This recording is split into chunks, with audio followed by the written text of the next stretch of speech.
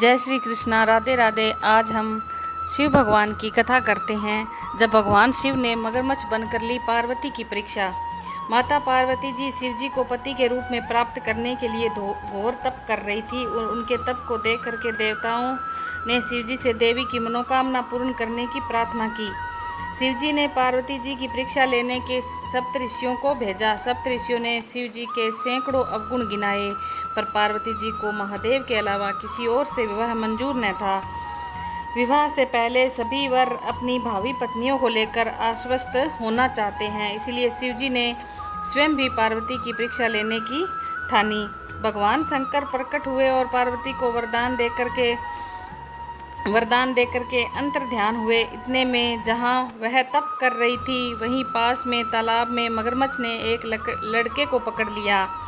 लड़का जान बचाने के लिए चिल्लाने लगा। पार्वती जी से उस बच्चे की चीख सुनी न गई। डरवित होकर के वह तालाब पर पहुंची। देखती है कि एक मगरमच्छ लड़के को तालाब के अंदर खींच करके ले जा रहा है।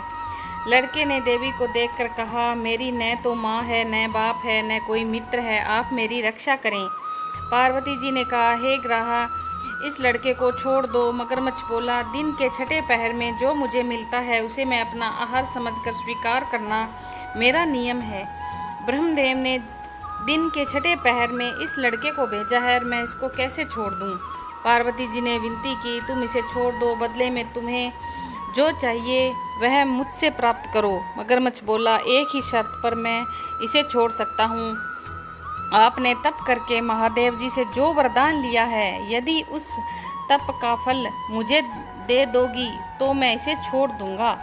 पार्वती जी तैयार हो गई। उन्होंने कहा, मैं अपने तप का फल तुम्हें देने को तैयार हूँ, लेकिन तुम इस बालक को छोड़ दो। मगरमच्छ ने समझाया, सोच लो देवी, जोश में आकर के संकल्प मत करो।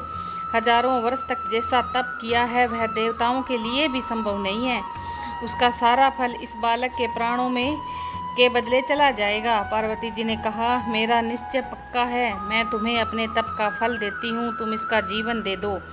मगरमच्छ ने पार्वती जी से तप दान करने का संकल्प करवाया और तप दान होते ही मगरमच्छ का देह तेज से चमकने लगा। मगर बोला, हे पार्वती, देखो तप के प्रभाव से मैं तपस्वी बन गया हूँ। तुमने जीवन भर की पूंजी एक बच्चे के लिए व्यर्थ कर दी। चाहो तो अपनी भूल सुधारने का एक मौका और दे सकता हूँ। पार्वती जी ने कहा, हे ग्राहा, तब तो मैंने पुनः कर सकती हूँ, किंतु यदि तुम इस लड़के को निगल जाते हो तो इसका क्या जीवन वापस मिल जाता है?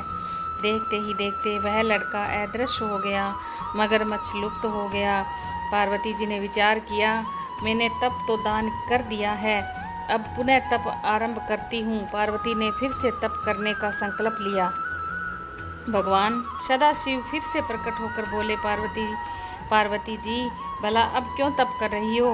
पार्वती जी ने कहा, प्रभु, मैंने अपने तप का फल दान कर दिया है। आपको पति के रूप में पाने के संकल्प के में फिर से मैं वैसा ही घोर तप कर आपको प्रसन्न करूंगी।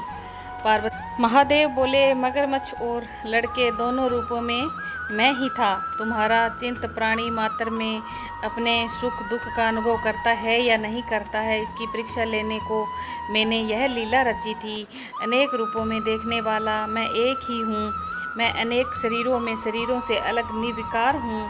तुमने अपना ही दिया है, इसीलिए अब और तप करने की जरूरत नहीं है। देवी ने महादेव को प्रणाम कर प्रसन्न मन से विदा किया। बोलो महादेव की जय हो।